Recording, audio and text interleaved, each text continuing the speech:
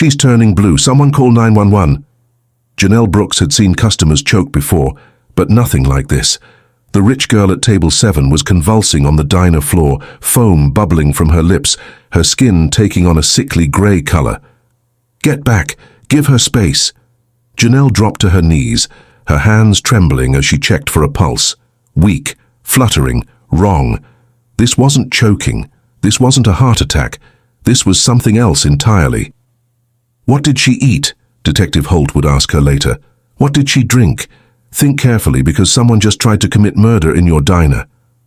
But we're getting ahead of ourselves. To understand how Janelle Brooks, a broke waitress with $23 in tips, ended up saving a billionaire's daughter from assassination, we need to go back 12 hours earlier. Back to when Janelle thought her biggest problem was making rent. Have you ever had a day that started normal but changed your entire life? Hit subscribe now so you never miss these life-changing stories, and comment below where you're watching from. I love connecting with viewers worldwide. 12 hours earlier, Janelle's alarm clock buzzed at 4:30 a.m., not because she wanted to be awake, but because the diner opened at 5 a.m., and she needed this job more than she needed sleep. Her apartment was smaller than most people's closets, one bedroom that she'd given to Marcus, while she slept on a couch that had seen better decades. The walls were so thin she could hear every conversation, every fight, every cry from the families around her who were just as broke and desperate. She pulled on her uniform, a faded pink dress with Rosie's Diner stitched across the pocket. The same dress she'd worn for 3 years, washing it by hand every night, because the laundromat cost $5 she didn't have. In the bathroom mirror, she saw what her customers saw, a 25-year-old woman who looked 40, dark circles under her eyes, hands cracked from washing dishes, dreams that had died so slowly she barely noticed them fading. But Marcus was still sleeping peacefully in the next room, her baby brother who made straight A's and still believed college was possible. For him, she could survive another day at Rosie's Diner. The walk to work took 20 minutes because the bus cost $2 she couldn't spare. Her worn sneakers had holes that let in every puddle, every piece of broken glass, every reminder that she was walking through life without protection. At Rosie's Diner, the morning rush meant angry customers demanding faster service for smaller tips, coffee burns on her arms from rushing between tables, verbal abuse from truckers who saw her as less than human.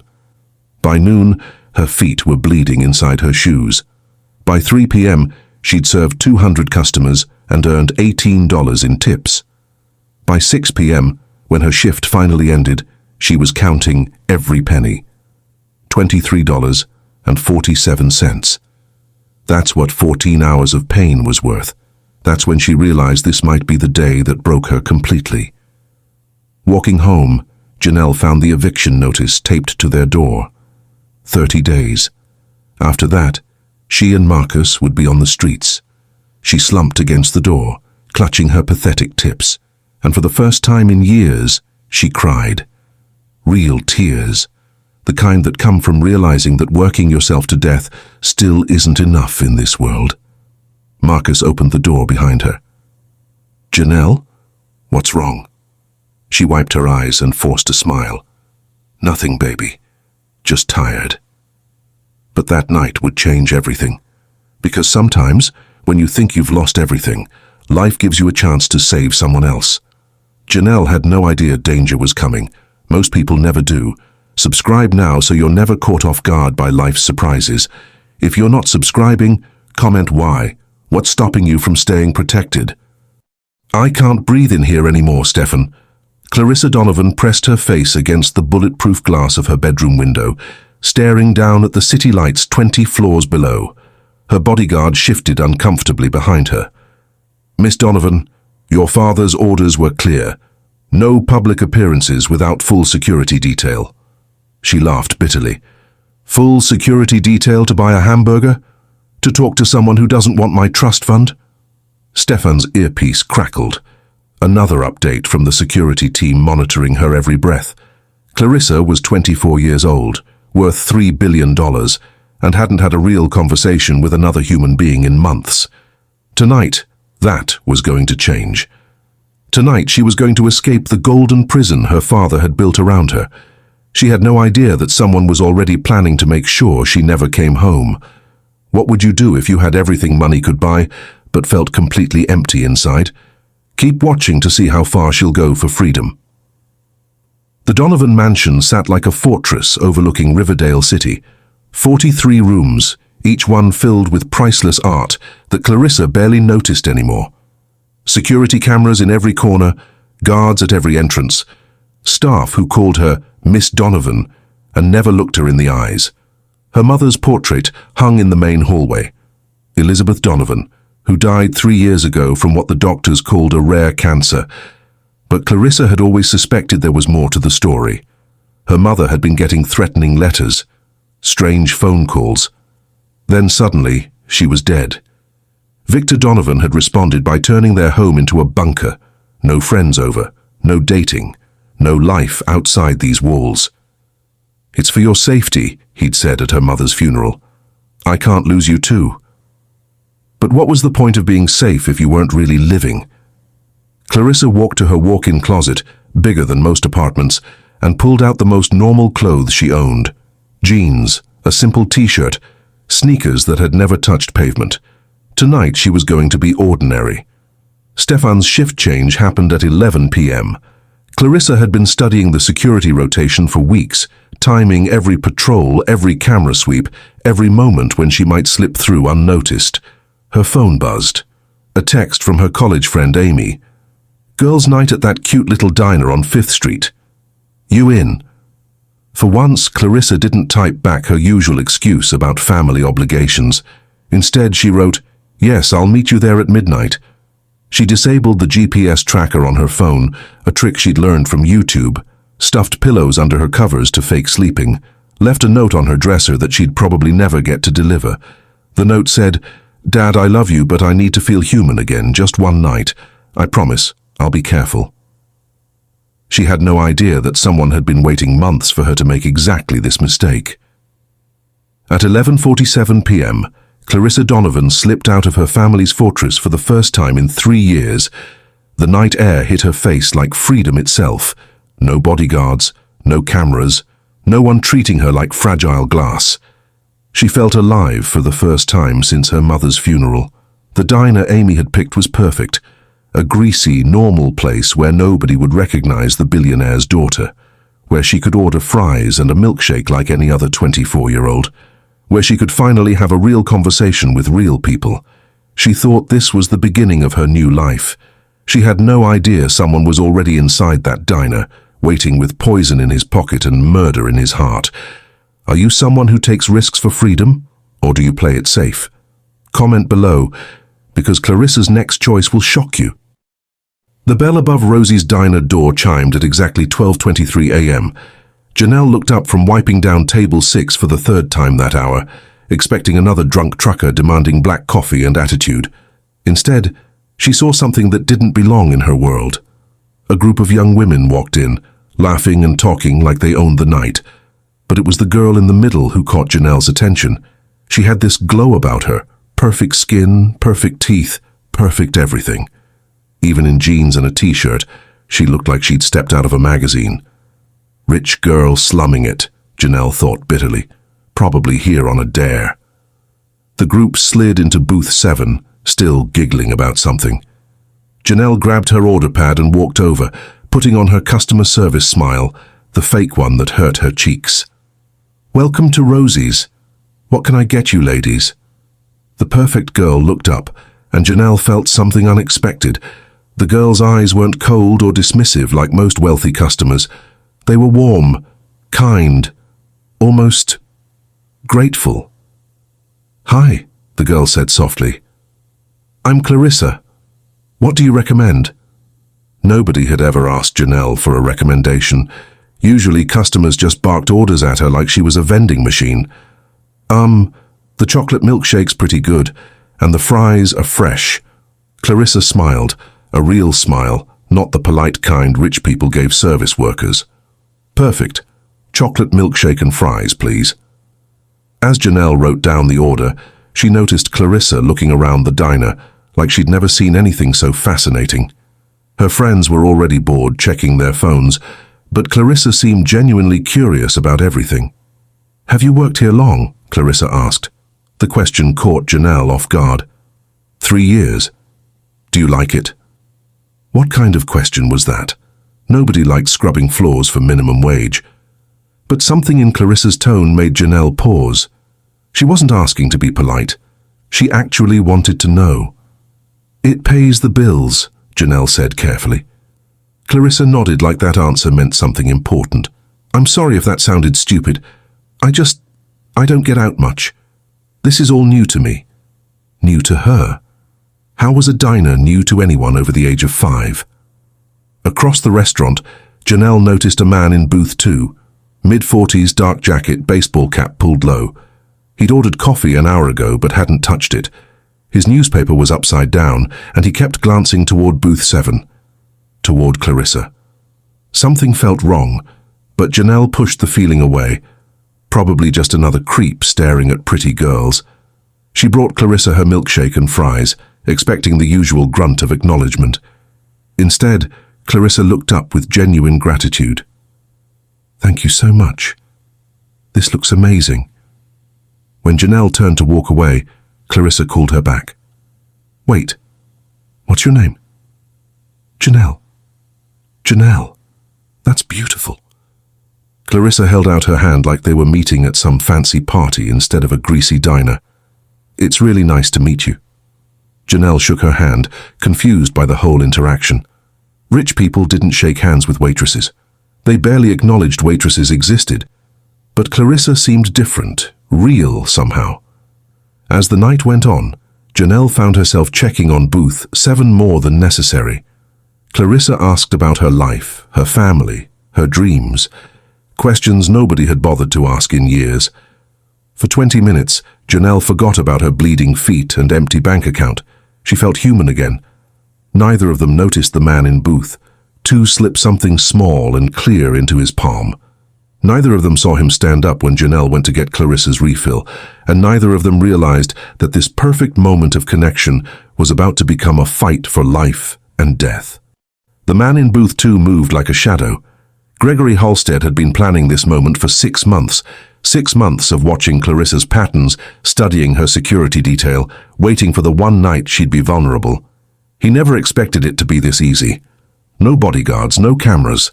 Just a naive billionaire's daughter drinking a milkshake in a rundown diner. He'd chosen his weapon carefully. VX7, a synthetic neurotoxin developed by military contractors. Odorless, tasteless, and nearly impossible to detect unless you knew exactly what to look for. 3 drops would cause paralysis within minutes. 5 drops meant certain death. He'd brought 7 drops tonight. He wasn't taking any chances. While Janelle chatted with the cook about tomorrow's special, Gregory slipped past booth 7. Clarissa was laughing at something her friend had said, completely oblivious to the danger 2 feet away. 1 Mississippi, 2 Mississippi. 3 drops fell silently into her chocolate milkshake. Gregory was back in his booth before anyone noticed he'd moved. Now all he had to do was wait. Clarissa picked up her milkshake, still talking to her friends about some movie they'd seen.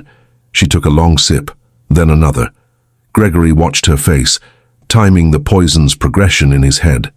3 minutes for absorption, 5 minutes for the first symptoms, 7 minutes for full paralysis. He glanced at his watch. 12:47 a.m. By 12:54, Victor Donovan's daughter would be dead, and Gregory's gambling debts would disappear along with her. The insurance policy he'd taken out on her life would cover everything he owed the Russian mob, plus enough left over to start fresh in another country. All he had to do was walk away before the chaos started. At 12:50, Clarissa's hand went to her throat.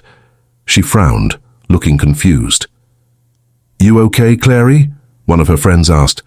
"I feel strange, like my throat's closing up." Gregory stood and dropped a 20 on his table. Time to go. But then Clarissa tried to stand, and her legs buckled.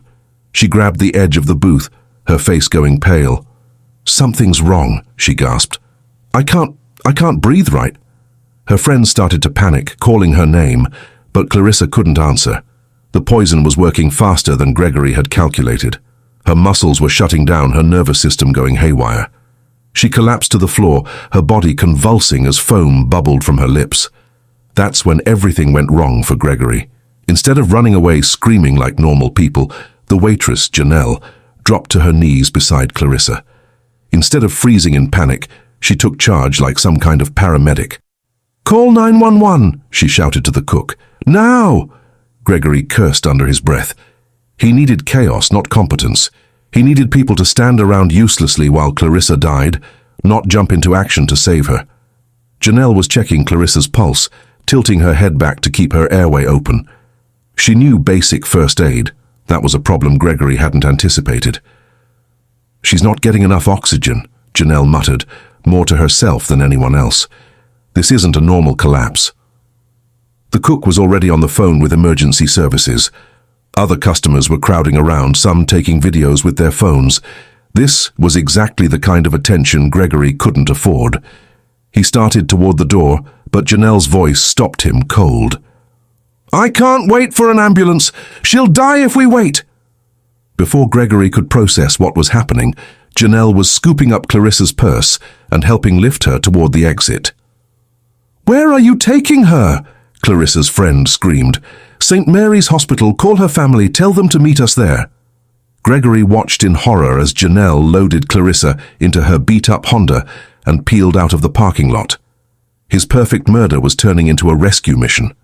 The waitress was ruining everything. Gregory got into his black sedan and followed at a distance. Maybe Clarissa would die in the car. Maybe the poison would finish the job before they reached the hospital. But deep down, he knew he was in trouble, because now there was a witness, someone who'd seen him at the diner, someone who might remember his face. In emergencies like this, seconds matter. Those who aren't prepared panic. Subscribe now before your family needs you to act fast. Still not convinced? Drop a comment. What would it take for you to prepare? Janelle's Honda Civic had never been pushed this hard. The speedometer hit 60 through downtown Riverdale as she ran her third red light, Clarissa unconscious in the passenger seat beside her. Every few seconds, Janelle reached over to check if she was still breathing. Barely. Shallow, labored breaths that came too far apart. "Come on, stay with me," Janelle whispered, taking a sharp turn that made her tires scream. "Don't you dare die in my car."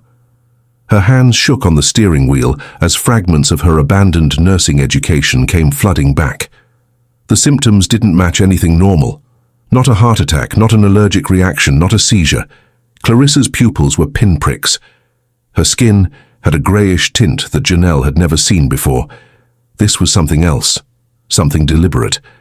The 911 operator was still on speakerphone, asking questions Janelle couldn't answer while driving like a maniac through empty streets. Is the patient conscious? No. Is she breathing normally? No. Nothing about this is normal. "Ma'am, I need you to pull over and wait for the ambulance. She'll be dead before they get here." Janelle cut her off, swerving around a delivery truck. "I'm 2 minutes from St. Mary's." In the passenger seat, Clarissa made a sound, half gasp, half choke. Her eyes fluttered open for just a moment, unfocused and terrified. "Janelle?" she whispered, so quietly it was barely audible. "I'm here. I've got you. Just hold on." Clarissa's hand found hers, squeezing with surprising strength for someone who looked half dead. Thank you." Then her eyes rolled back and she went limp again. Janelle pressed harder on the accelerator.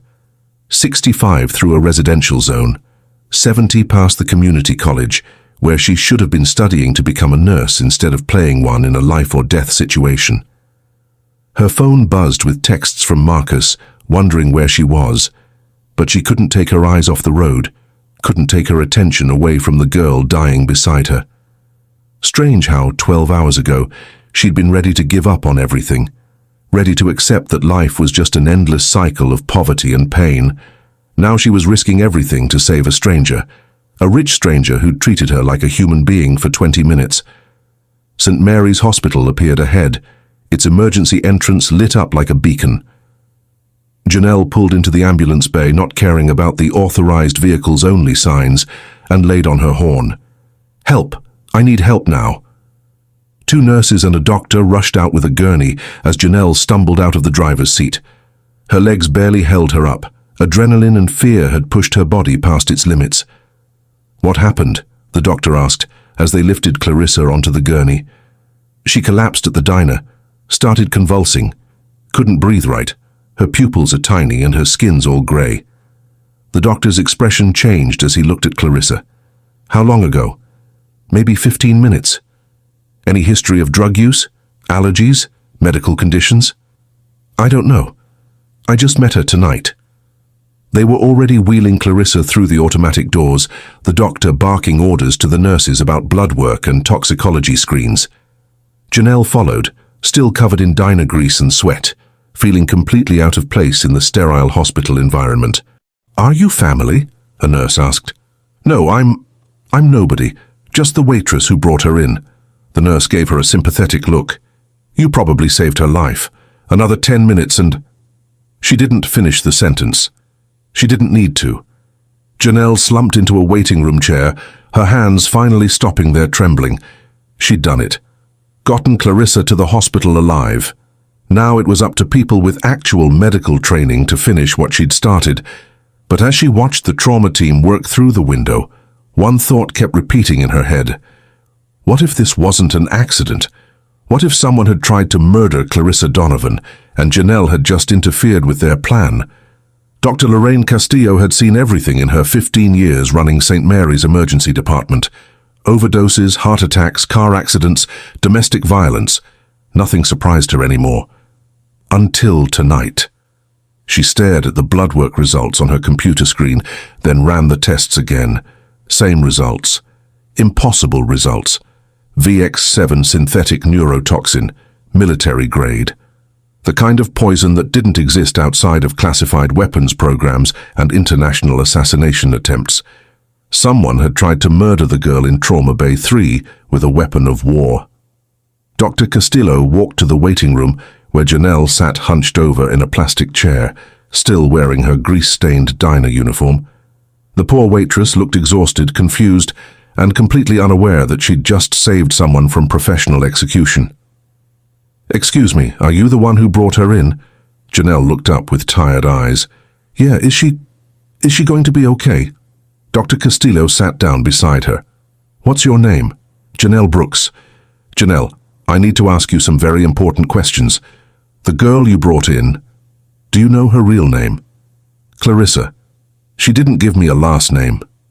Dr. Castillo pulled out her phone and showed Janelle a news photo from the society pages. "Is this her?" Janelle's eyes widened. "Yeah, that's her. Why do you have her picture?" "Because that's Clarissa Donovan. Her father owns half the steel mills in the state. She's worth about $3 billion. The color drained from Janelle's face. $3 billion? "And Janelle, I need you to understand something very important. She wasn't having a medical emergency tonight." Dr. Castillo took a deep breath, knowing these words would change everything for the tired waitress sitting beside her. "She was poisoned." The words hung in the air like a death sentence. Janelle blinked, processing, trying to make sense of what she'd just heard. Poisoned. Like, on purpose. With a synthetic neurotoxin. Military grade. Someone tried to kill her tonight and you stopped them. Before Janelle could respond, the hospital's main entrance exploded with activity. Black SUVs pulled up outside, disgorging men in expensive suits and earpieces. Then came the reporters, drawn by police scanners and the smell of breaking news. Finally, Victor Donovan himself walked through the doors. Janelle had seen powerful people on TV, but never in person. Victor Donovan commanded space like gravity itself. 6'2", silver-haired, wearing a suit that probably cost more than Janelle made in a year. His presence made everyone in the waiting room sit up straighter. His steel-grey eyes swept the room until they found Dr. Castillo. "Where is she?" "Mr. Donovan, your daughter is stable. We've purged most of the toxin from her system. She's going to recover fully." Relief flashed across his face for just a moment before the mask of control returned. "I want to see her." "Of course, but first there's someone you need to meet." Dr. Castillo gestured to Janelle. "This is Janelle Brooks.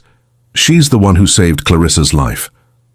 Victor turned his attention to Janelle, and she felt like an insect under a microscope. He took in her cheap uniform, her worn shoes, her exhausted appearance. "You brought my daughter here." Janelle nodded, not trusting her voice. "Why didn't you call an ambulance?" The question sounded like an accusation. Janelle found her voice. "She was dying. I couldn't wait." Victor studied her for a long moment. Security guards flanked him on both sides. Reporters pressed against the windows outside. And somewhere in this hospital, his daughter was recovering from an assassination attempt. But he was focused entirely on the broke waitress who had interfered with someone's plan to kill his only child. "What's your full name?" "Janelle Brooks." "Do you have family, Miss Brooks?" The question sent a chill down her spine. "My brother. He's 17. Victor nodded slowly. "Miss Brooks, by saving my daughter's life, you've made yourself part of something very dangerous. Whoever tried to kill Clarissa tonight won't be happy that you interfered." Detective Raymond Holt chose that moment to walk through the doors, his badge visible on his belt. He'd been a cop for 23 years, and he could smell trouble from a mile away. "Mr. Donovan, Miss Brooks, I need to speak with both of you about what happened tonight." He pulled out a notebook and looked directly at Janelle. "Miss Brooks, I need you to tell me everything you remember about the diner. Every customer, every detail, everything that seemed unusual." Janelle closed her eyes, trying to remember. There was a man, booth 2. He'd been there for over an hour but barely touched his coffee. He kept watching Clarissa. "Can you describe him?" "Tall, maybe 45. Dark jacket, baseball cap. When Clarissa collapsed, he just disappeared." Detective Holt and Victor exchanged glances. They were thinking the same thing. Professional hit, inside knowledge, careful planning. And now they had a witness. Corporate killers don't leave witnesses alive. If this happened in your town tomorrow, wouldn't you want the warning signs? Subscribe now or stay vulnerable. Not ready? Comment below. What's worth risking your safety for? The interrogation room at Riverdale Police Station felt like a cage. Detective Holt sat across from Janelle, a stack of files between them and a recording device humming quietly on the metal table. She'd been here for 3 hours, answering the same questions over and over again. "Tell me about the timeline again, Miss Brooks." Janelle rubbed her temples. "She ordered at 12:25. I brought her milkshake at 12:30. She collapsed at 12:47. "And you're certain about the man in booth 2? "Yes. Dark jacket, baseball cap, maybe 6 feet tall. He left right when the chaos started." "Did you see him put anything in her drink?" "No. I was in the kitchen getting her fries." Detective Holt made another note. He'd been working homicides for over 2 decades, and something about this case bothered him. The poison was too sophisticated for a random attack, the timing too perfect, the target too specific. This wasn't some psychopath picking victims at random. This was a professional assassination attempt on one of the richest women in the state. And the only witness was a broke waitress with no apparent connection to the Donovan family. "Miss Brooks, I have to ask, had you ever seen Clarissa Donovan before tonight?" "Never." "No connection to her family, her father's business?" "I serve coffee and eggs for minimum wage. I don't exactly move in billionaire circles." That was the problem Detective Holt couldn't solve. Why would someone target Victor Donovan's daughter at a random diner? How did they know she'd be there, and why risk exposure in a public place? Unless it wasn't random at all. His phone buzzed with a text from the lab. "Toxicology results on the milkshake. VX7 confirmed. 3 drops, precisely measured. 3 drops. Not 4, not 5. Exactly 3. The amount needed to incapacitate but not necessarily kill immediately. Someone wanted Clarissa to suffer before she died. Someone with a very personal grudge." A knock on the door interrupted his thoughts. Officer Martinez stuck her head in. "Detective, Victor Donovan wants to speak with you. Says it's urgent." Holt looked at Janelle. "Wait here. Don't go anywhere." In the hallway, Victor Donovan paced like a caged predator. His security team flanked him, but he'd traded his expensive suit for jeans and a sweater. He looked like what he was, a terrified father. "Detective, I need to know if Miss Brooks is safe. Safe from what, Mr. Donovan? Whoever tried to kill my daughter knows she's a witness. They'll want to silence her. Holt had been thinking the same thing. We can put her in protective custody. No. Victor's voice was firm. I want my own security team watching her. These people killed my wife. They nearly killed my daughter. I won't let them hurt the woman who saved Clarissa's life. The admission hung in the air like smoke. Victor had never publicly stated that his wife's death was anything other than cancer. Mr. Donovan, are you saying your wife was murdered? Victor's jaw tightened. Elizabeth started getting threats 6 months before she died. Anonymous letters, phone calls, warnings to stay away from my business deals. The doctor said her cancer was aggressive, rare, impossible to treat. But you think someone poisoned her too? I think someone's been systematically targeting my family for years, and tonight they finally got sloppy enough to leave a witness. Back in the interrogation room, Janelle sat alone, staring at her reflection in the two-way mirror. 12 hours ago, her biggest worry was making rent. Now she was apparently a target for assassination. Her phone buzzed with a text from Marcus. "Where are you? I'm scared." She started to reply, then stopped. What if they were monitoring her phone? What if contacting Marcus put him in danger too? The door opened and Detective Holt returned, his expression grim. "Miss Brooks, we're going to arrange protection for you, starting tonight." Protection from what? From whoever tried to kill Clarissa Donovan, because right now you're the only person who can identify them. Through the window, Janelle could see black SUVs pulling into the parking lot. Victor Donovan's security team arriving to turn her life upside down. She thought saving Clarissa would be the end of the story. Instead, it was just the beginning of the nightmare.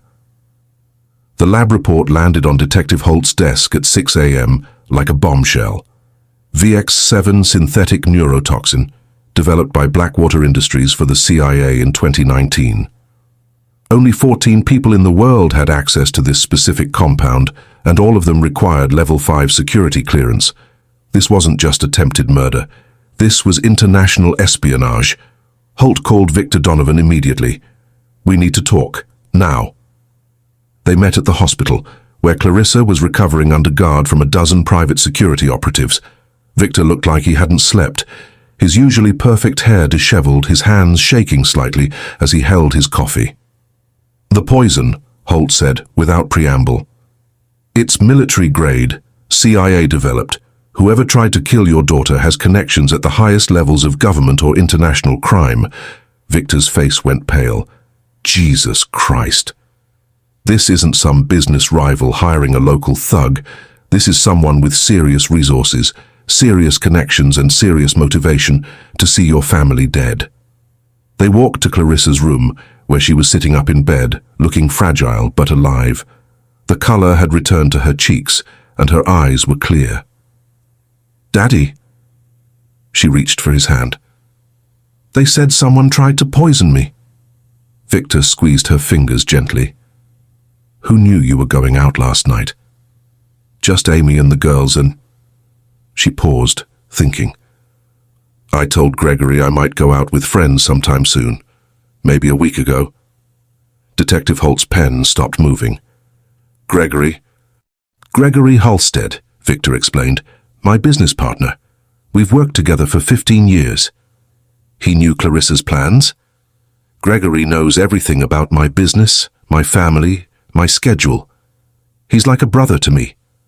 But even as Victor said the words, doubt crept into his voice. Gregory had been acting strange lately.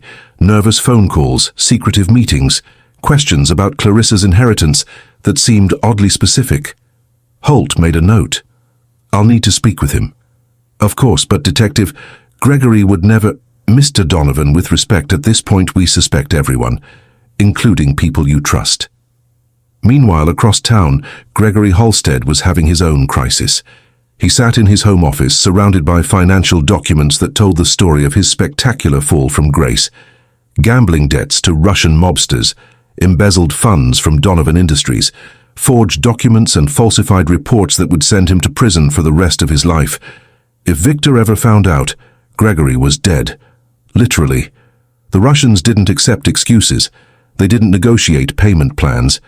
They killed people who owed them money, and they made it hurt. His phone rang. The caller ID made his blood freeze. Viktor Kozlov, his Russian contact. "Gregory, my friend, I hear there was some excitement last night." "I don't know what you mean."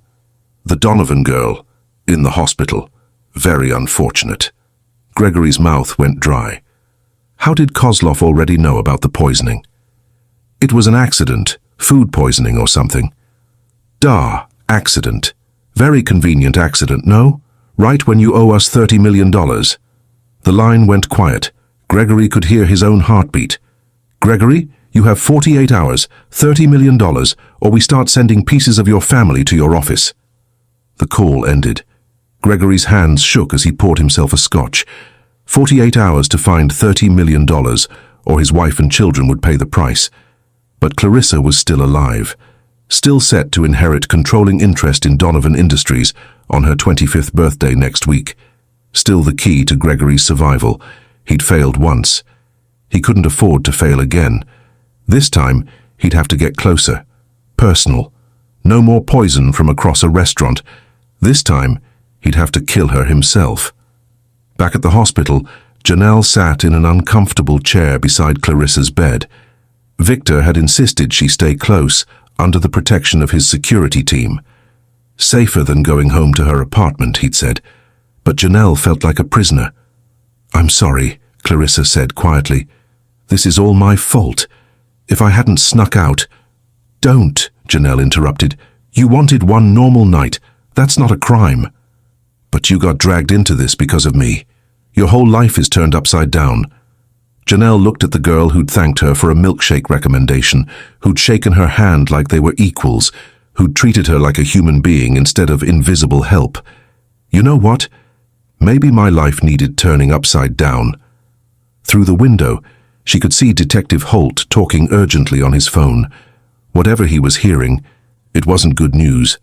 Because somewhere in Riverdale, Gregory Halstead was planning his second attempt at murder, and this time he wouldn't leave any witnesses alive. The black sedan followed Janelle for 6 blocks before she noticed it. She'd left the hospital at 10 p.m., exhausted from sitting in uncomfortable chairs and answering endless questions from detectives. Victor's security team had offered to drive her home, but Janelle needed space, needed to breathe, needed to pretend her life might return to normal someday. The sedan stayed exactly 3 car lengths behind, matching her speed perfectly. When she turned left onto Maple Street, it turned left. When she stopped at a red light, it stopped too. Her hands tightened on the steering wheel of her Honda. Maybe she was being paranoid. Maybe it was just another driver heading in the same direction. But when the light turned green and she deliberately took the long way home, the sedan followed every turn. Someone was hunting her. Janelle's phone buzzed with a text from Marcus. "Where have you been? I'm freaking out." She couldn't lead them to her apartment, couldn't put Marcus in danger. Instead, she drove to the 24-hour gas station on 5th Street, parking under the brightest lights she could find. The sedan pulled up beside her. The passenger window rolled down, and Janelle found herself staring at a face she recognized. The man from booth 2. Baseball cap gone, but the same cold eyes, the same cruel mouth. "You made a mistake last night, Waitress." Janelle's heart hammered against her ribs. "I don't know what you're talking about. The girl should have died. Now, because of you, things are complicated." He reached into his jacket and Janelle caught the glint of metal. A gun. Right here in a gas station parking lot, with security cameras recording everything. "Stay away from the Donovans. Forget what you saw. Forget the man in the diner." "And if I don't?" His smile was ice cold. "Your brother Marcus walks home from school every day at 3:15, takes the same route through Morrison Park. 17 years old, honor roll student, dreams of becoming an engineer." The blood drained from Janelle's face. They knew about Marcus. They knew his schedule, his dreams, his route home. "Leave my brother alone." "That's up to you, Waitress. Disappear. Stay quiet. Or next time we have this conversation, you'll be planning his funeral." The window rolled up, and the sedan drove away into the night. Janelle sat frozen in her car, shaking uncontrollably. She'd thought saving Clarissa was heroic, noble, the right thing to do. Now it might get Marcus killed. She drove home on autopilot, checking her mirrors every few seconds. The apartment building looked the same as always, run down, poorly lit, surrounded by other families struggling to survive. But now it felt like a trap. Marcus was waiting in the kitchen when she walked in, textbooks spread across their tiny table. He looked up with relief and anger warring on his face. "Where the hell have you been? You disappeared for 16 hours without a word." Janelle wanted to tell him everything. About Clarissa, about the poison, about the man who just threatened his life. But the words stuck in her throat. How do you tell someone you love that you might have gotten them killed? "I'm sorry. Work stuff. It's complicated." "Work stuff?" Marcus stood up, his voice rising. "Janelle, I called the diner. They said you didn't show up for your shift today. I called every hospital, every police station. I thought you were dead." The emotion in his voice broke her heart. For 3 years she'd been the only family he had, the only constant in his life, and now she'd vanished without explanation, leaving him to imagine the worst. "Marcus, I need you to listen to me very carefully." Something in her tone made him sit back down. "Starting tomorrow, I want you to change your route home from school. Take the bus instead of walking. Stay with friends as much as possible." "Why? What's going on?" Before she could answer, the sound of breaking glass came from the living room. They both froze, listening. Footsteps, multiple sets. Someone was in their apartment. Janelle grabbed Marcus's hand and pulled him toward the back door, but it was too late. 3 men in dark clothes stepped into the kitchen, blocking their escape. The leader was the man from the gas station, in her apartment, in her home. "I told you to stay quiet, Waitress. Instead, you went straight to the police." "I didn't." Detective Holt called Victor Donovan 20 minutes ago, asked about a man named Gregory Halstead, said a witness could identify the suspect. Janelle's blood turned to ice. She hadn't mentioned Gregory's name to anyone, which meant, "How do you know what Detective Holt said?" The man's smile was terrifying. "Because we've been listening to every phone call, reading every text, watching every move since last night." He looked at Marcus, who was pressed against the wall, eyes wide with terror. "Nice kid. Would hate for anything to happen to him." Marcus found his voice. "Janelle, what is this? What's happening?" "Your sister stuck her nose where it doesn't belong," the man said. "Now she's going to fix it." He pulled out a cell phone and dialed a number. After 2 rings, a voice answered. "Gregory, it's done. The waitress knows to keep quiet now." Gregory, the name Detective Holt had mentioned. The man behind Clarissa's poisoning was someone inside the Donovan organization. Someone Victor trusted. "But sir," the man continued, "she's already talked to the police. Described the suspect. They're getting close." A pause. Then Gregory's voice, tinny through the phone speaker. "Then we don't need her alive anymore. Clean it up." The man hung up and looked at Janelle with something like pity. "I'm sorry, Waitress. You seem like a nice person, but you've become a liability." Marcus stepped forward. "Don't hurt her, please. She was just trying to help someone." "Kid's got guts," one of the other men said. "Shame." That's when Janelle realized they weren't just going to kill her. They were going to kill Marcus too. The only witness to her murder would be her 17-year-old brother, honor roll student, who dreamed of becoming an engineer. And they couldn't leave witnesses alive. The hospital alarm screamed at 2:47 a.m. Clarissa woke to chaos. Nurses running, security shouting, machines beeping frantically. Through her drowsy haze, she saw a figure in scrubs standing beside her IV drip, holding a syringe filled with clear liquid. But something was wrong. The face was unfamiliar. Cold eyes, surgical mask that didn't quite hide the cruel smile underneath. "Time to finish what we started, Princess." Clarissa tried to scream, but her voice came out as a whisper. The sedatives they'd given her made everything feel like slow motion. The fake nurse moved toward her IV line, syringe ready. That's when the door burst open. "Step away from her. Now!" Dr. Castillo stood in the doorway, flanked by 2 security guards. She'd been doing late rounds when she noticed the nurse she didn't recognize heading toward Clarissa's room. The fake nurse spun around, syringe still in hand. I'm administering her medication. What medication? I didn't order any medications. The man's cover was blown. He lunged for Clarissa, but the security guards were faster. They tackled him to the ground as the syringe skittered across the floor. Dr. Castillo picked it up carefully, recognizing the smell immediately. Potassium chloride. Enough to stop Clarissa's heart in 30 seconds. Call Detective Holt, she told the guards, and get this man into custody. Someone just tried to commit murder in my hospital. As they dragged the fake nurse away, he shouted over his shoulder, "You can't protect her forever. We know where she lives, where she goes, who she trusts." Dr. Castillo checked Clarissa's vitals, her hands shaking with adrenaline. 2 assassination attempts in 24 hours. Someone was desperate to see Victor Donovan's daughter dead. "Are you okay, honey?" Clarissa nodded weakly. He said, "Finish what we started. There are more of them." "I know, but you're safe now." But even as Dr. Castillo said the words, she wondered if they were true.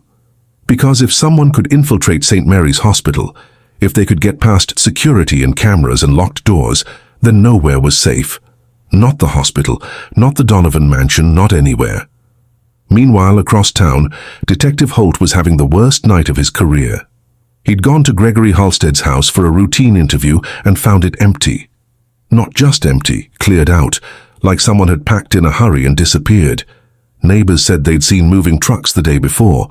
Gregory's wife claimed he was on a business trip, but her eyes kept darting around like she was lying. Holt's phone rang as he stood in Gregory's abandoned office. "Detective, this is Dr. Castillo. We just stopped another attempt on Clarissa Donovan's life." "What? How?" "Fake nurse. Tried to inject potassium chloride into her IV. We have him in custody." Holt closed his eyes. 2 attempts, 2 different methods, 2 different people. This wasn't one angry individual. This was an organized conspiracy. "Doctor, I need you to move Clarissa to a secure location now." "Already done. She's in our psychiatric wing. No windows, single entrance, armed guards." "Good. And doctor, the man you caught, did he say anything?" "He mentioned we, as in there are others." Holt hung up and immediately tried calling Janelle. No answer. Straight to voicemail. A cold dread settled in his stomach. If they were escalating attempts on Clarissa, what were they doing to the witness who could identify them? He drove to Janelle's apartment building at 90 miles per hour, his police radio crackling with reports of a break-in on Elm Street. Same address he was heading to. Too late. He was too late. The front door hung open, splintered wood scattered across the hallway, furniture overturned, signs of a struggle. But no bodies, no blood. Janelle and Marcus were gone. Holt's radio crackled. "Detective Holt, please respond. We have Gregory Halstead on line 1. Says he wants to make a deal." Holt grabbed the radio. "Put him through." Gregory's voice came through, nervous but determined. "Detective, I know you're looking for me." "Where are you, Gregory?" "Somewhere safe, for now. Listen carefully. I didn't want any of this to happen, but I owe some very dangerous people a lot of money." "The Russians?" A pause. "You know about them?" "We know about the VX7 toxin. We know about the fake nurse. We know you're working with professional killers." "I'm not working with them. They're forcing me. Victor Kozlov said he'd kill my family if I didn't pay back what I owe." "How much do you owe?" $30 million. Holt whistled. "That's a lot of embezzled money, Gregory." "Clarissa's inheritance would have covered it. If she died before her 25th birthday next week, Victor would have inherited everything. I could have replaced what I stole before anyone noticed. But she didn't die. Because of that damn waitress. Now Kozlov's people have taken her and her brother. They're going to torture them until she admits she lied about seeing me at the diner." Holt's grip tightened on the radio. "Where are they?" "I don't know. But Detective, Kozlov doesn't leave witnesses. When they're done with Janelle, they'll kill her and the kid." "Then help us find them." "I can't. If Kozlov finds out I'm talking to police..." "Gregory, listen to me. Clarissa Donovan survived 2 assassination attempts tonight. This conspiracy is falling apart. The only way you get out of this alive is by cooperating." The line went quiet for a long moment. "There's something else," Gregory finally said. Something about Elizabeth Donovan's death 3 years ago. Victor's wife. She didn't die of cancer, Detective. Kozlov's people poisoned her too, made it look like a medical condition. Victor never knew. The pieces were falling into place. A systematic campaign to eliminate the Donovan family. First Elizabeth, then Clarissa. All to cover up Gregory's embezzlement and pay his gambling debts. "Where can we meet?" Holt asked. "Pier 47, the old warehouse district, 1 hour. Come alone, Gregory, and bring everything you know about Kozlov's operation." "Detective?" "The waitress and her brother. They're good people. They don't deserve what's happening to them." "Then help me save them." The call ended. Holt looked around Janelle's destroyed apartment one more time, then headed for his car. 1 hour to meet with a desperate embezzler. 1 hour to find Janelle and Marcus before they disappeared forever. 1 hour to stop a conspiracy that had already claimed too many lives. Your family could be next. Criminals target those who aren't watching. Subscribe now. Your loved one's safety depends on staying informed. Still hesitating? Comment why. What's more important than protecting your family? The warehouse smelled like rust and desperation. Janelle's hands were zip-tied behind her back, her wrists already raw from struggling. Marcus sat beside her on the concrete floor, his face pale but defiant. They'd been here for 3 hours, listening to their captors make phone calls in Russian and English, planning their deaths. Victor Kozlov wasn't what Janelle expected from a Russian mobster. Mid-50s, wearing an expensive suit, speaking perfect English with only a trace of accent. He looked like a businessman, not a killer, until you saw his eyes. "Miss Brooks," he said, pulling up a metal chair. "You have caused me considerable trouble. I saved someone's life. Sorry if that inconvenienced your murder plans." Kozlov smiled, but it didn't reach those dead eyes.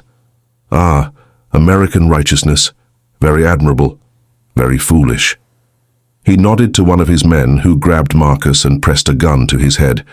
"Your brother is 17, yes? Honor student. Dreams of MIT, according to his school records." Janelle's heart stopped. "Leave him alone. This is between you and me." "No, Miss Brooks. This is between me and $30 million that Gregory Halstead stole from his business partner. Money he was supposed to repay by killing Victor Donovan's daughter." "I don't know anything about money." "But you know Gregory's face. You can identify him, which makes you a liability to a very expensive operation." Kozlov stood and walked to a table covered with tools, pliers, knives, a blowtorch. "We are going to call Detective Holt. You are going to tell him you made a mistake, that you never saw anyone suspicious at the diner, that Clarissa Donovan's poisoning was random. And if I don't? Then we start with your brother's fingers." Marcus tried to speak, but the gun pressed harder against his skull. His eyes found Janelle's, and she saw something that broke her heart. He wasn't afraid for himself. He was afraid for her. That's when the warehouse door exploded inward. "FBI! Everyone down!" Gunfire erupted as federal agents poured through every entrance. Kozlov's men scrambled for cover, but they were outnumbered and outgunned. In the chaos, the man guarding Marcus spun toward the agents, his weapon shifting away from the teenager's head. Marcus didn't hesitate. He threw himself backward, knocking his captor off balance. The gun discharged into the ceiling as both men fell to the ground. "Janelle, run!" But Janelle couldn't run. Her hands were still zip-tied, and Kozlov had grabbed her by the hair, dragging her toward a back exit. "My insurance policy!" he shouted over the gunfire. "Everyone back off or the girl dies!" That's when Detective Holt's voice cut through the chaos. "Victor, it's over. We have Gregory. He told us everything." Kozlov froze. "Impossible. Gregory would never." $30 million embezzled from Donovan Industries. Elizabeth Donovan murdered 3 years ago to hide the theft. 2 attempts on Clarissa's life to trigger inheritance clauses. We have bank records, wire transfers, recorded phone calls. Through the smoke and confusion, Kozlov saw Gregory Halstead walk through the main entrance, flanked by FBI agents. His business partner looked broken, defeated but alive.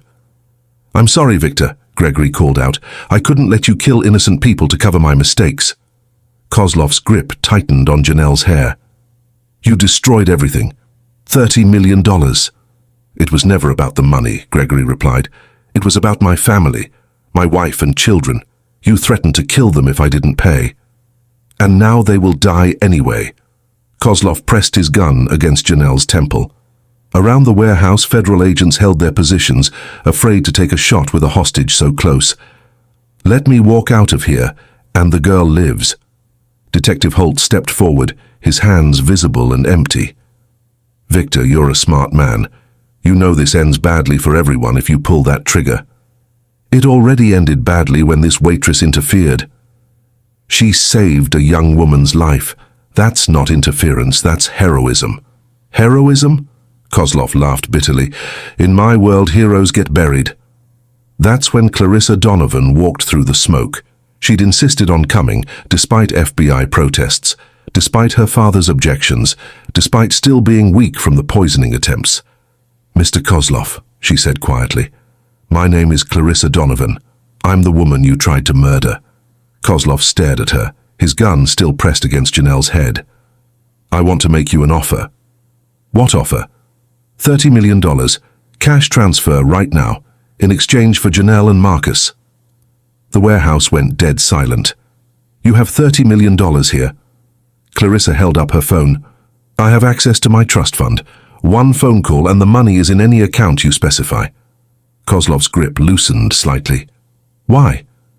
Because Janelle saved my life, and because $30 million isn't worth destroying two innocent people. Victor Donovan stepped out of the shadows, flanked by his security team. The offer stands, Victor.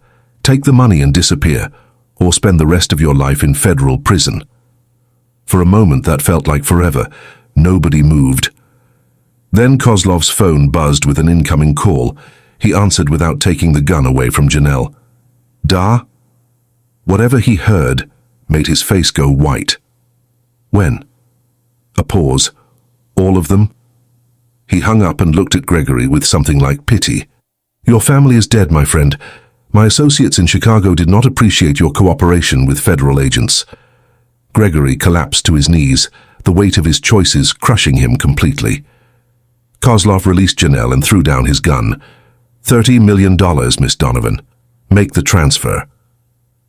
As FBI agents secured the warehouse, Janelle found herself in Marcus's arms, both of them shaking with relief and adrenaline. They'd survived. Against all odds, they'd survived. But as she looked at Gregory, broken and sobbing on the concrete floor, she realized that some prices were too high to pay, even for $30 million. The money transfer went through at 3:47 a.m.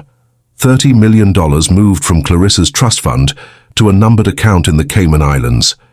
Victor Kozlov checked his phone, nodded once, and walked toward the warehouse exit with FBI agents flanking him on both sides.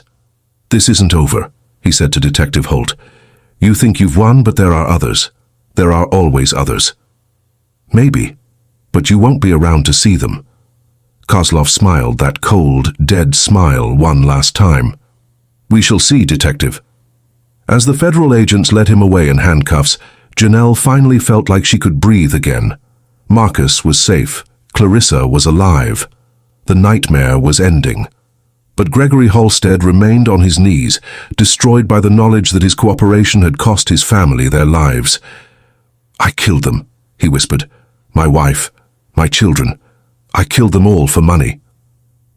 Victor Donovan looked down at his former business partner with something between pity and disgust. You killed them the moment you stole from me, Gregory. The moment you decided $30 million was worth more than loyalty. I never wanted anyone to die. It was just numbers on a computer screen. I thought I could pay it back before you noticed. You thought you could murder my daughter to cover your gambling debts. Gregory looked up with tears streaming down his face. I was desperate. Kozlov said he'd torture my family if I didn't pay, make them suffer for days before killing them. So you chose my family over yours. I chose wrong. I chose wrong about everything. Detective Holt stepped between them. Gregory Halstead, you're under arrest for conspiracy to commit murder, embezzlement, and racketeering. He read the Miranda rights as FBI agents helped Gregory to his feet. As they led him toward the exit, Gregory turned back to Janelle one last time. I'm sorry, he said. You were just trying to do the right thing and I almost got you killed for it. Janelle found her voice. Why? Why did it have to be Clarissa? Because she was set to inherit controlling interest in Donovan Industries next week, on her 25th birthday. If she died, Victor would have inherited everything instead. I could have paid back what I stole from the company funds before the audit discovered the missing money. How much did you steal? $47 million. Over 6 years. Small amounts at first, then bigger and bigger until... He shrugged helplessly. Until I was in too deep to climb out. Victor's face went white. 47 million? Gregory, the company only shows 30 million missing. Because I've been falsifying reports for 2 years, the real number is much worse. As the implications sank in, Victor realized his business empire was far more damaged than he'd imagined. Gregory hadn't just betrayed their friendship, he'd nearly bankrupted Donovan Industries. The FBI will need to audit everything, Detective Holt said. Every account, every transaction, every deal Gregory had access to. Victor nodded grimly. Do what you have to do. As the warehouse emptied, only Janelle, Marcus, Clarissa, and Victor remained. 4 people whose lives had been forever changed by one night of greed and violence. What happens now? Marcus asked. It was Clarissa who answered. Now we figure out how to move forward. She looked at Janelle, this tired waitress who'd risked everything to save a stranger's life. I meant what I said about the money, $30 million to save your lives. It was the best investment I've ever made. I can't accept that much money. You're not accepting it. You earned it. You saved my life twice, once at the diner, once by being brave enough to identify Gregory. Victor stepped forward. Miss Brooks, my daughter is right, but I'd like to make a different offer. Janelle looked at him warily. What kind of offer? You wanted to be a nurse, before your mother's illness forced you to drop out of college. How did you... I had my people research your background. Full scholarship to State University's nursing program, 3.8 GPA. You were 2 semesters away from graduating when you had to leave. Janelle's throat tightened. That was a long time ago. It doesn't have to be. I'll pay for you to finish your degree. Full tuition, living expenses, everything you need. And Marcus, full scholarship to MIT's engineering program. Marcus's eyes went wide. MIT? But I haven't even applied. You will. With my recommendation and your grades, you'll get in. Janelle shook her head. We can't accept charity. It's not charity, Clarissa said firmly. It's justice. You saved my life. Let us help you build yours. For the first time in years, Janelle allowed herself to imagine a different future, one where she wore scrubs instead of a greasy uniform, where she helped people heal instead of serving them coffee, where Marcus became the engineer he'd always dreamed of being. Why? She asked. Why would you do this for us? Victor's expression softened. Because tonight, I learned something about the difference between wealth and worth. You have more worth than most people I've ever met. Outside the warehouse, sirens wailed as the last of Kozlov's men were loaded into police vans. The conspiracy was broken. The killers were captured. Justice, for once, had won. But as they walked toward the exit, Janelle couldn't shake the feeling that this was just the beginning of something bigger. Something that would change not just her life, but her understanding of what it meant to be truly rich. 6 months later, Janelle Brooks walked into her first day of nursing school wearing scrubs that actually fit. The State University campus buzzed with students carrying textbooks and laptops, discussing assignments and exams. Normal college problems, problems Janelle had never imagined she'd have the luxury of worrying about. Her phone buzzed with a text from Marcus. First day at MIT, thanks for believing in me, sis. She smiled, remembering the day he'd gotten his acceptance letter. He'd cried for an hour, not from sadness, but from the overwhelming realization that his dreams were actually possible. Janelle.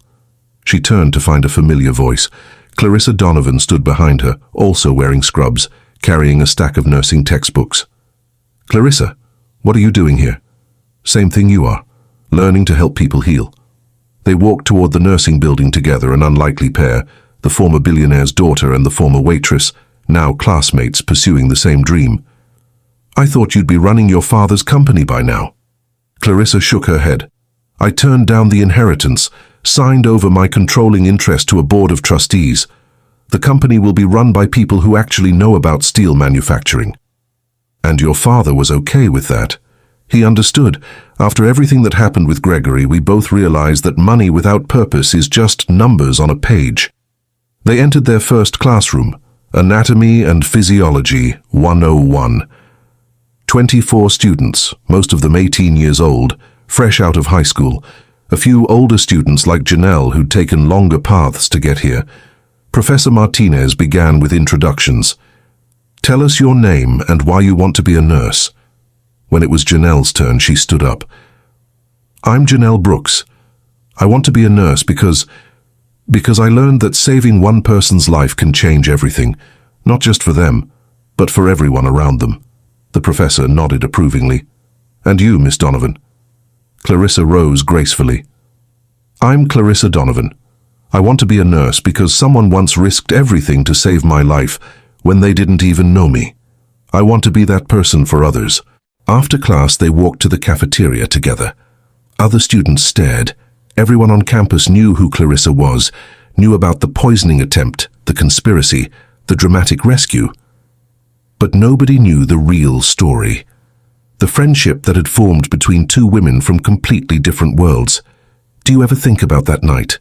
Clarissa asked as they found a quiet table. "Every day." "Do you regret it? Getting involved?" Janelle considered the question. 6 months ago, she'd been a broke waitress with no future. Now she was a nursing student with a full scholarship. Her brother was thriving at MIT, and she had a friend who genuinely cared about her well-being. But the cost had been enormous. Gregory's family was dead. Viktor Kozlov was serving life in federal prison.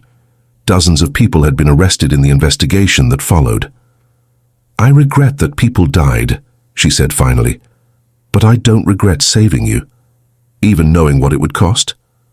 Especially knowing what it would cost." They ate in comfortable silence, watching other students stress about upcoming exams and social drama. Normal problems that felt like luxuries after surviving assassination attempts and Russian mobsters. "There's something I never told you," Clarissa said suddenly. "What?" "That night at the diner before I collapsed, I was going to ask you something." "Ask me what?" "If you wanted to be friends, real friends, not just waitress and customer." Janelle laughed. "You were going to ask the poor girl if she wanted to hang out with the billionaire?" "I was going to ask the interesting girl if she wanted to hang out with the lonely girl." The simple honesty of it hit Janelle harder than any dramatic declaration. Clarissa hadn't been slumming it that night. She'd been searching for genuine human connection, and she'd found it. "Well," Janelle said, raising her water glass in a mock toast, "looks like you got your wish." "We both did." Their nursing instructor walked by their table, reviewing her notes for the next class. "Miss Brooks, Miss Donovan, are you ready for your first clinical rotation next semester?" "Yes, ma'am," they answered in unison. As Professor Martinez walked away, Clarissa turned to Janelle with a mischievous smile. "Ready to save some lives, partner?" "Ready as I'll ever be." Outside the cafeteria windows, the campus buzzed with normal college life. Students worried about grades and relationships and career prospects, problems that seemed impossibly trivial after surviving what they'd survived. But for Janelle Brooks and Clarissa Donovan, those normal problems felt like paradise. They'd found something more valuable than money, more precious than power.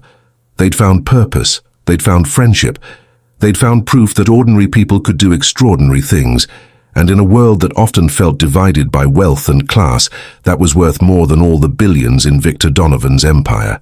2 years later, Janelle Brooks, RN, walked through the halls of St. Mary's Hospital wearing scrubs that bore her name and credentials. The same hospital where Dr. Castillo had saved Clarissa's life.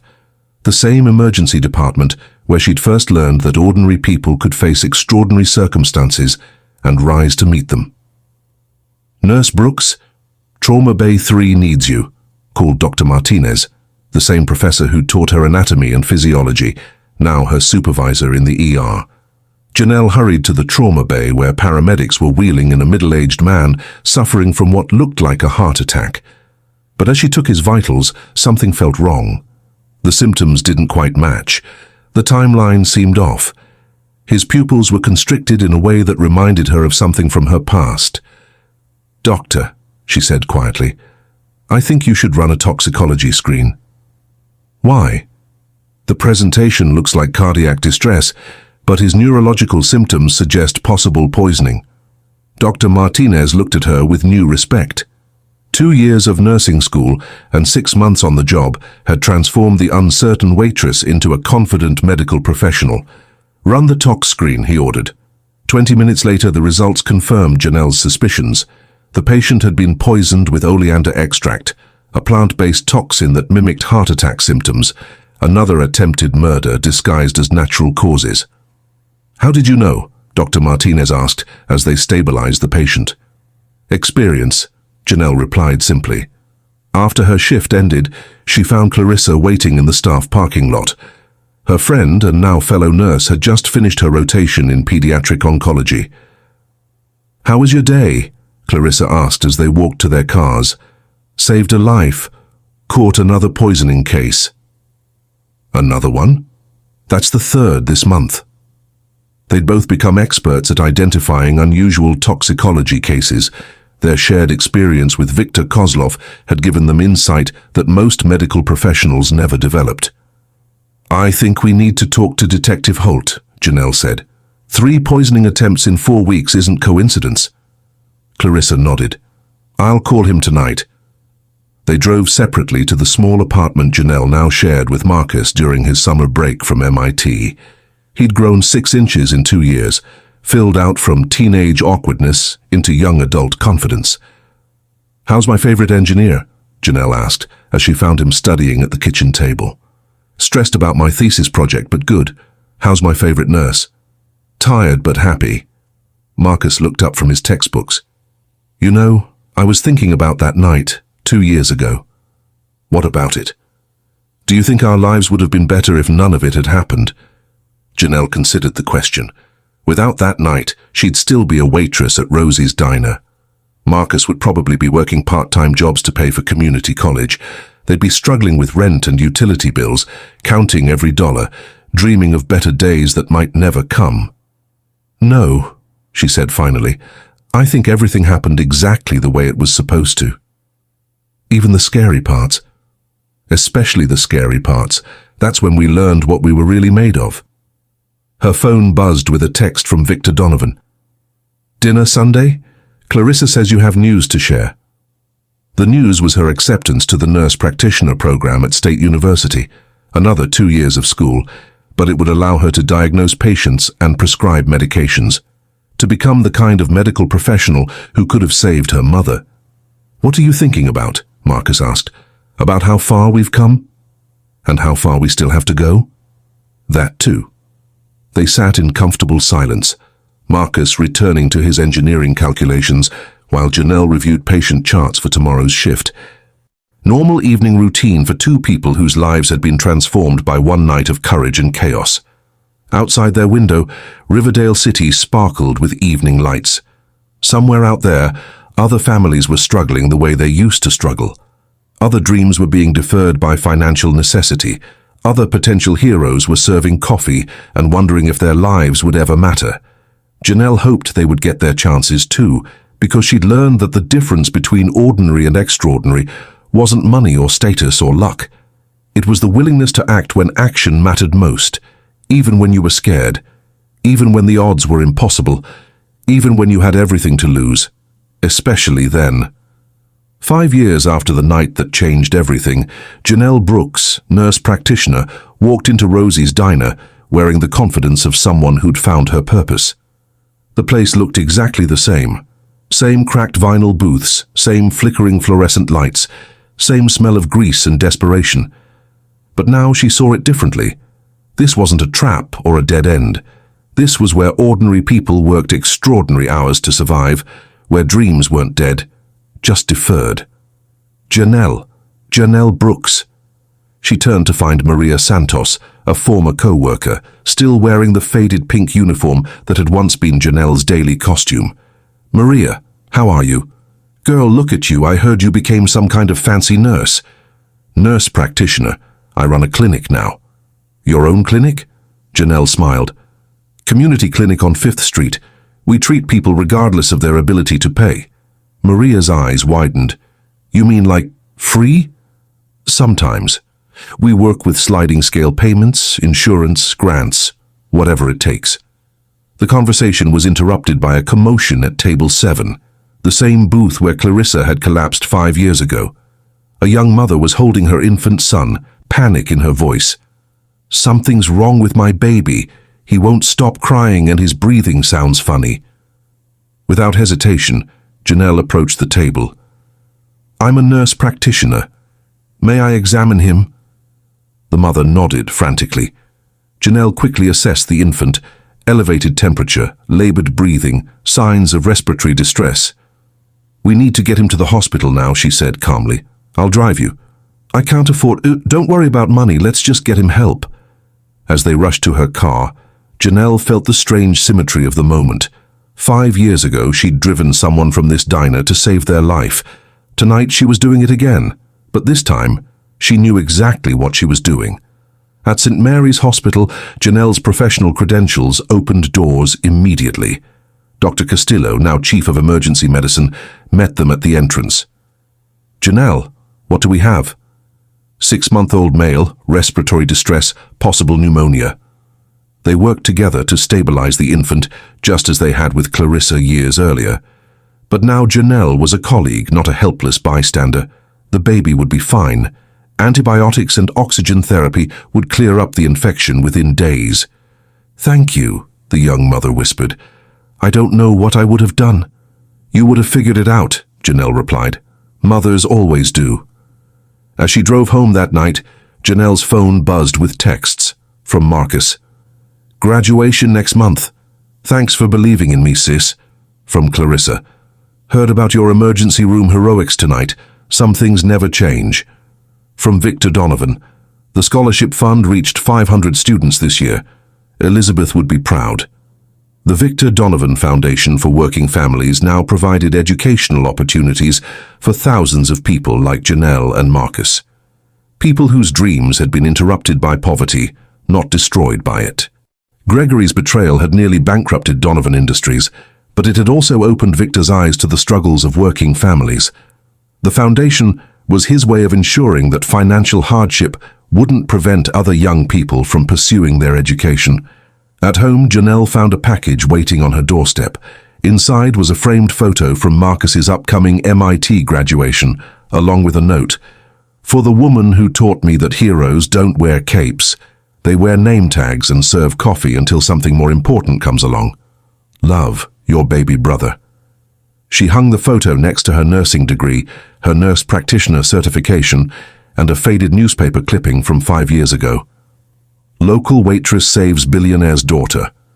The headline that had started it all. Looking at her small apartment, nicer than the place she'd shared with Marcus, but still modest by most standards, Janelle realized something important. She hadn't become rich, not in the way most people measured wealth, but she'd become something better. She'd become someone who could change lives, someone who saw problems and solved them, someone who understood that the difference between ordinary and extraordinary was simply the willingness to act when action mattered. Evil wins when good people do nothing. Don't be the person who ignores the warning signs. Subscribe now, because next time it might be your story we're telling.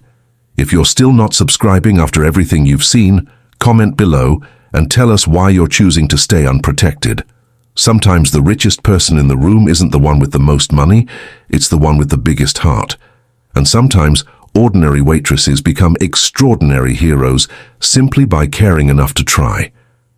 If this story touched your heart, subscribe for more tales of ordinary people doing extraordinary things, because you never know when you might be someone's hero.